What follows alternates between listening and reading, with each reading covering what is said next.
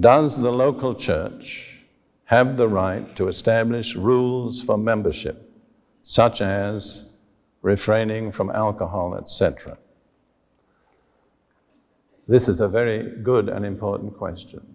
We've got to distinguish between rules in two ways. Rules as a means of achieving righteousness with God have been ruled out. No one achieves righteousness with God by keeping rules.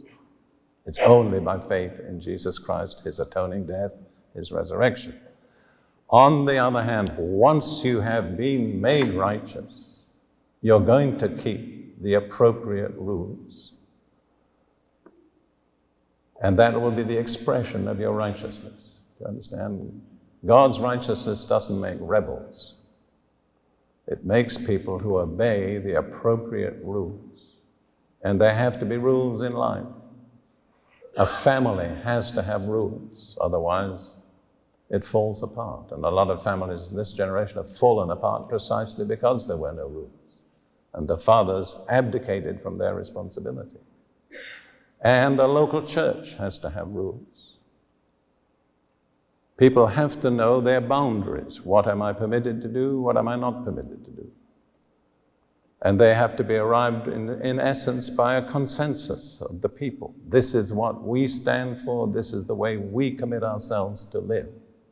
But keeping those rules doesn't make you righteous. See, the problem is church after church and denomination after denomination has established its rules, and then people have slipped into the impression that keeping those rules makes them righteous. It doesn't. And actually the rules then become a barrier, because the Baptists say, well, we keep our rules, they're right, so the Roman Catholics don't keep the same rules, they're not right, we can't fellowship with them. However, I would recommend that the rules be kept as simple, as basic, and as few as possible. One evidence of insecurity in leadership is that it multiplies rules.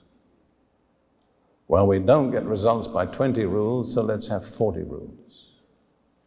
And 40 isn't doing it, so let's have 100. When you get that syndrome, you know there's something wrong. I think a church has got a right to say, we expect our members to abstain from alcohol. I wouldn't recommend it, because I think it's really right against the New Testament. But I mean, if people feel that way, that's their privilege. You'd have to exclude both Jesus and Paul and Timothy from those congregations. But I mean, if that's what you want.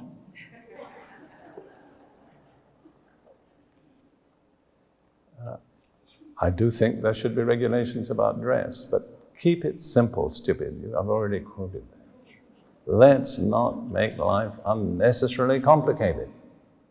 And let's bear in mind the primary rule is love one another.